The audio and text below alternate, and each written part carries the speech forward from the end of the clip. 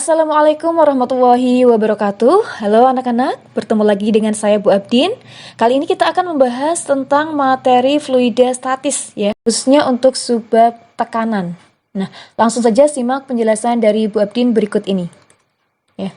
Nah, sebelum kita membahas lebih jauh mengenai tekanan, ya kita harus tahu apa itu yang dimaksud dengan fluida. Ya, fluida itu adalah segala jenis zat yang dapat mengalir. Ya, bisa dalam wujud gas maupun dalam wujud zat cair. Ya, contohnya adalah air, air susu, oli, minyak, gas, udara, angin dan sebagainya. Jadi perlu kalian perhatikan ya bahwa yang dimaksud dengan fluida itu bukan hanya berupa zat cair, tetapi juga zat gas ya. Kemudian fluida itu terbagi menjadi dua, ada fluida statis dan ada fluida dinamis. Nah, ilmu yang mempelajari tentang fluida statis disebut sebagai hidrostatika, sedangkan ilmu yang mempelajari tentang fluida dinamis disebut sebagai hidrodinamika. Nah, ada lagi yaitu aerodinamika. Aerodinamika itu adalah ilmu yang mempelajari tentang fluida dinamis, khususnya untuk aliran zat gas ya atau udara ya dan sebagainya. Nah, fluida statis. Apa itu fluida statis? Fluida statis itu adalah fluida yang diam atau tidak bergerak atau tidak mengalir. Contohnya adalah air dalam gelas, gas dalam tabung gas, pelumas atau oli dalam wadah ya, kemudian air dalam kolam, kemudian susu dalam gelas dan masih banyak lagi contoh yang lainnya. Kemudian fluida dinamis. Nah, apa itu fluida dinamis? Fluida dinamis adalah fluida atau zat alir ya yang bergerak atau mengalir. Ya kalau tadi itu fluida statis itu tidak bergerak atau tidak mengalir, kalau fluida dinamis itu dia mengalir atau bergerak. Contohnya adalah air yang keluar dari keran, kemudian air yang keluar dari pancuran, kemudian air yang keluar dari selang, kemudian ada minyak wangi atau parfum ya yang keluar dari botol parfum ya. Kemudian masih banyak lagi seperti halnya aliran air sungai ya. Nah, seperti itu. Kita masuk ke materi yaitu tekanan ya. Apa itu tekanan? Tekanan adalah gaya yang bekerja tegak lurus pada suatu luasan bidang yang ditekan. Kalau kita ilustrasikan seperti gambar berikut ini, di sini ada sebuah kubus yang mana kubus ini berada di atas meja. Nah, maka yang terjadi adalah kubus ini menekan permukaan meja. Kok bisa begitu? Kenapa? Karena pada kubus ini bekerja gaya ya, gaya F ya. Yang mana gaya F ini bekerja pada luasan A ya. Jadi luasan sebesar ya persegi ini.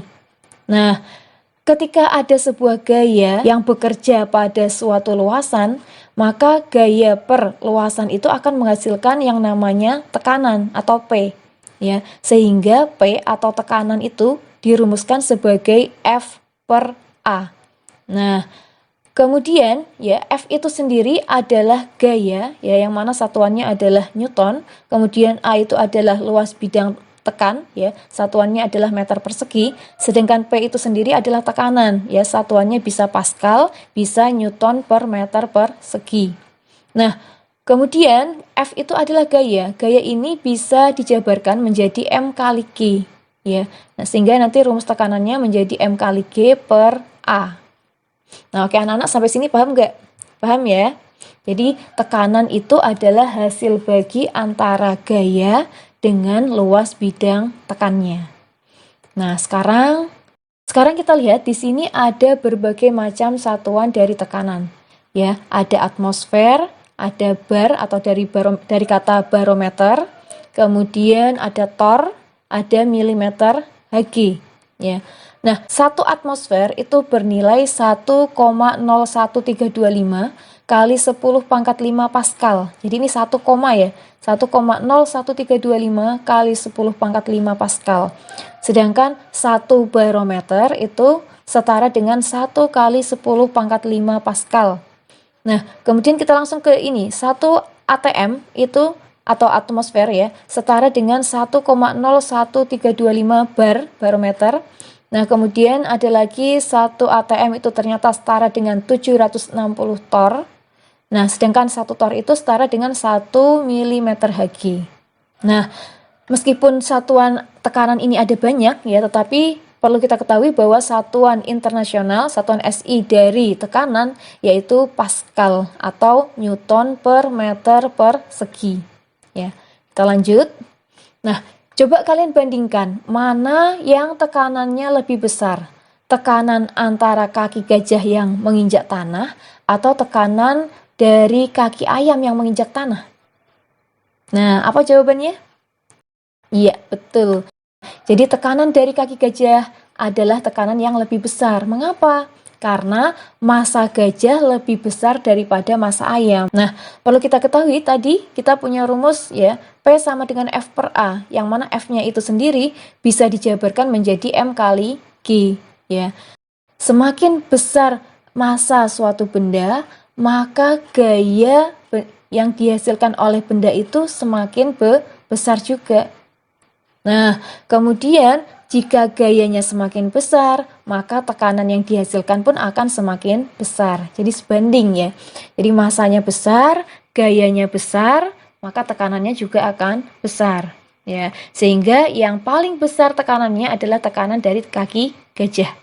Nah, sekarang kita coba bandingkan antara kaki gajah yang tidak memakai sepatu atau tanpa alas kaki dengan kaki gajah yang memakai sepatu high heels. Ya, mungkin agak lucu tapi bandingkan aja ya. Mana yang lebih besar tekanannya? Ya, kaki gajah yang tidak pakai high heels atau yang pakai high heels? Nah, ternyata jawabannya adalah iya, ternyata tekanan dari kaki gajah yang mengenakan sepatu high heels adalah yang lebih besar.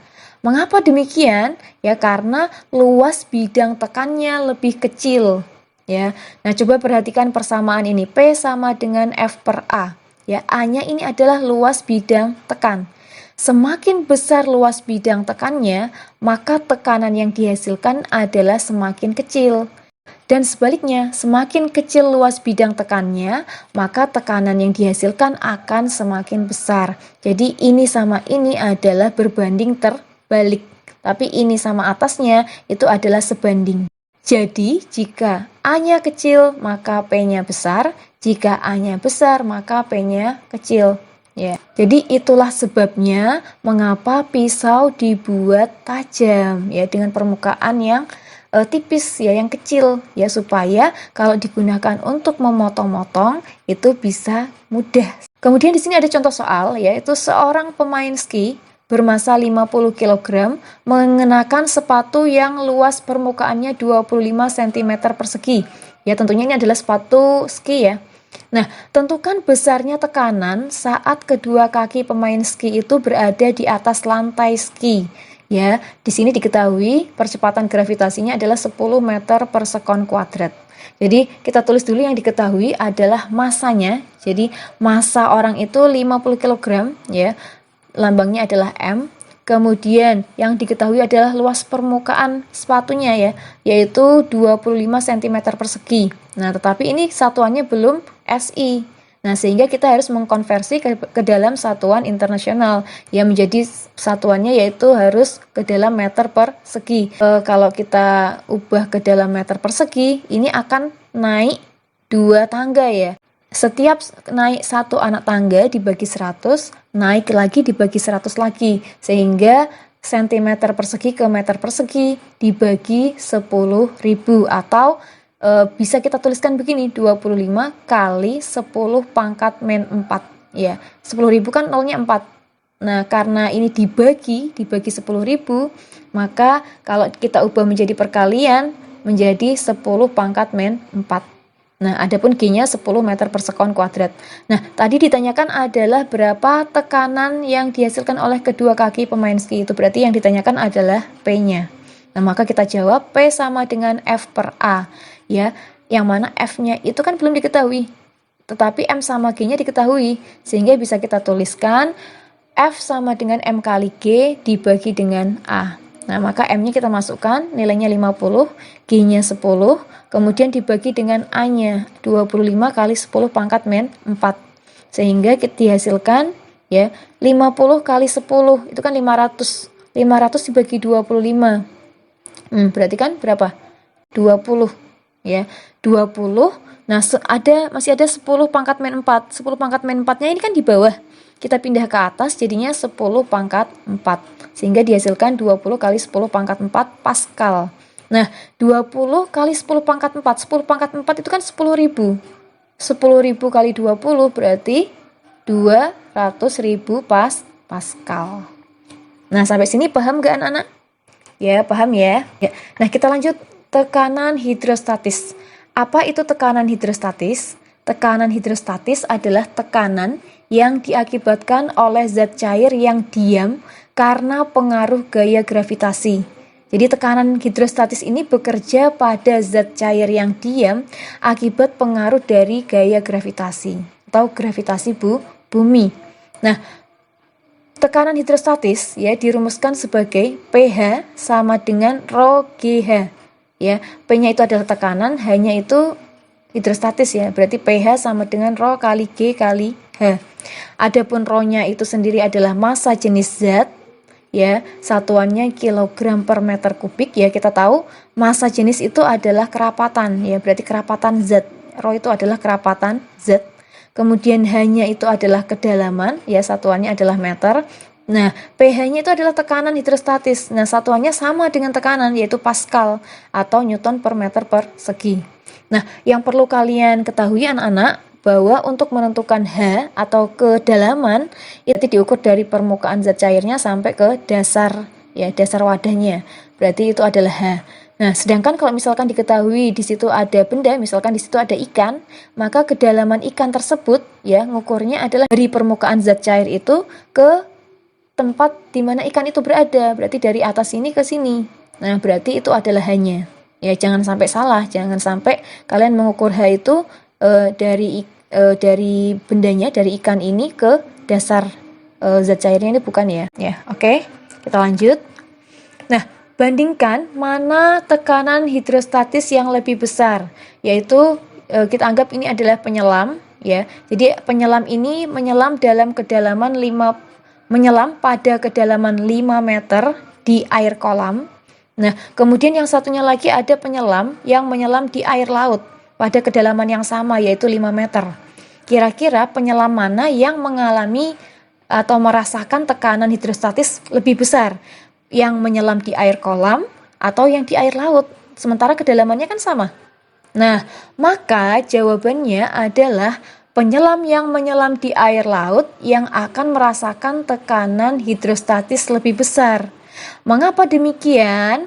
Karena seperti yang kita ketahui bahwa massa jenis air laut ya dalam literatur itu lebih besar daripada massa jenis air tawar ya. Sehingga jika massa jenis suatu zat itu lebih besar, maka tekanan hidrostatisnya pasti akan lebih besar. Jadi orang yang berenang di laut, dia akan merasakan tekanan yang sedikit lebih besar dibandingkan orang yang menyelam di air kolam dengan catatan pada kedalaman yang sama. Ya, maka yang di air laut tekanannya dia akan merasakan tekanan yang lebih besar. Nah, sekarang bagaimana kalau misalkan kita buat ya ada menyelam dalam kedalaman yang berbeda ya. Ya, jadi yang satunya di air kolam, di kolam ya, yang satunya di air laut. Nah, yang di air kolam itu punya kedalaman 20 meter, sedangkan yang menyelam di air laut pada kedalaman 10 meter. Jadi di sini zat cairnya berbeda massa jenisnya, ya, yang satu air kolam, satu air laut, di mana seperti kita ketahui bahwa massa jenis atau kerapatan air laut itu lebih besar daripada kerapatan air tawar. Nah, tetapi di sini ya kedalaman keduanya berbeda, ya. Yang menyelam di air kolam kedalamannya lebih besar daripada yang menyelam di air laut. Kira-kira mana tekanan hidrostatis yang lebih besar yang dirasakan oleh penyelamnya? Yang di air kolam atau di air laut? Nah, jawabannya adalah ya, penyelam yang menyelam di air kolam yang akan merasakan tekanan hidrostatik lebih besar. Mengapa demikian? ya. Jadi ada catatan ya, sekalipun massa jenis air laut lebih besar daripada massa jenis air tawar, tetapi faktor kedalaman penyelam jauh lebih mempengaruhi besarnya tekanan zat cair yang dirasakan oleh penyelam daripada faktor kerapatan zat cair. Jadi maksud ya, jadi sekalipun roh air laut itu lebih besar daripada roh air tawar, ya, tetapi ya kedalaman itu lebih berpengaruh ya terhadap tekanan yang dirasakan oleh penyelam, gitu ya. Ini ada kasus ya, kita sering mendengar bahwa orang yang menyelam di dasar kolam itu telinganya akan merasakan sakit. Nah, jadi mengapa demikian? Ya tadi, karena semakin dalam kita menyelam, maka semakin besar tekanan zat cair yang kita rasakan. Sementara gendang telinga yang kita punya itu sangat sensitif ya terhadap peningkatan tekanan. Ya, jadi yang tadinya kita mungkin berenang di permukaan kolam, ya, kemudian lama-lama menuju ke tengah, akhirnya sampai ke dasar, ya di situ kan terjadi perubahan tekanan yang drastis ya, yang tadinya kecil semakin ke bawah, semakin ke dasar, tekanan air kolam semakin besar. Nah, itulah sebabnya mengapa ketika sampai di dasar atau mungkin di tengah-tengah, kita sudah merasakan telinga kita itu akan merasakan sakit ya, gendang telinganya. Nah, jadi untuk penyelam yang menyelam pada kedalaman sekitar ya 1,5 meter sampai 3 meter atau lebih, nah di itu dia akan mulai merasakan gendang telinganya kesakitan ya. Nah, kita lanjut. Di titik mana yang tekanan hidrostatisnya lebih besar? A, B, atau C? Nah, ternyata jarak pancaran yang lebih besar dimiliki oleh lubang air yang keluar dari lubang C. Nah, mengapa demikian? Ya. Nah, kekuatan pancaran zat cair ditentukan oleh kedalaman zat cair tersebut. Ya, jadi semakin ke dalam, semakin banyak air yang menekan ke bawah. Akibatnya, semakin ke bawah, maka tekanannya semakin besar. Sehingga air yang keluar dari lubang yang lebih dalam, yaitu lubang C, itu akan memancar lebih jauh. Ya, tekanannya akan lebih besar sehingga pancarannya lebih jauh dibandingkan yang keluar dari lubang A maupun lubang B. Kira-kira kalau kita suruh merancang bendungan ya, kira-kira kita akan membuat bendungan yang seperti apa yang ideal? Apakah yang seperti bendungan A, bendungan B, C, atau D? Nah, kita pasti sudah tahu banget jawabannya. Ternyata jawabannya adalah bendungan yang A, ya, yang bentuknya seperti ini. Nah, kenapa demikian? Jadi alasannya ini, mengapa tembok bendungan dibuat tebal di bagian bawahnya daripada bagian atasnya? Nah, tembok bendungan digunakan untuk menahan tekanan dari air. Tekanan zat cair semakin ke bawah semakin besar, karena air yang menekan di atasnya makin banyak. Gitu ya. Jadi, air yang menekan, ya, jadi semakin ke bawah, air yang menekan semakin berat, semakin banyak. Ya, oleh sebab itu dinding bendungan harus dibuat lebih tebal di bagian bawahnya agar makin kuat atau kokoh supaya bendungannya tidak jebol. Ya, itu istilahnya seperti itu. Nah, kita lanjut. Nah, nih gambar nyatanya seperti ini ya. Nah, sekarang kita menuju pada pembahasan tekanan mutlak atau tekanan absolut. Nah, tekanan mutlak atau tekanan absolut ini ada kaitannya dengan tekanan atmosfer. Jadi sebelum kita membahas tentang ini, kita bahas dulu mengenai tekanan atmosfer ya. Nah, tekanan atmosfer atau yang disebut juga dengan tekanan udara itu diartikan sebagai tekanan yang diberikan oleh udara per satuan luas ya karena berat udara tersebut akibat adanya pengaruh gravitasi bumi. Nah, adapun tekanan atmosfer itu bisa diukur dari puncak atmosfer bumi ke permukaan bumi itu sendiri ya, atau sebaliknya dari permukaan bumi menuju ke puncak atmosfer ya. Kemudian kita lanjut. Nah, sekarang kita ke tekanan mutlak atau tekanan absolut. Ketika kita mencari besar atau nilai tekanan mutlak atau tekanan absolut, maka kita bisa saja mencarinya dengan menambahkan tekanan atmosfer dengan tekanan hidrostatis. Jadi misalkan saja ini ada ikan di dalam akuarium ya, maka ikan ini di dalam air ya, selain dia merasakan adanya tekanan hidrostatis, dia juga mendapatkan pengaruh dari adanya tekanan atmosfer.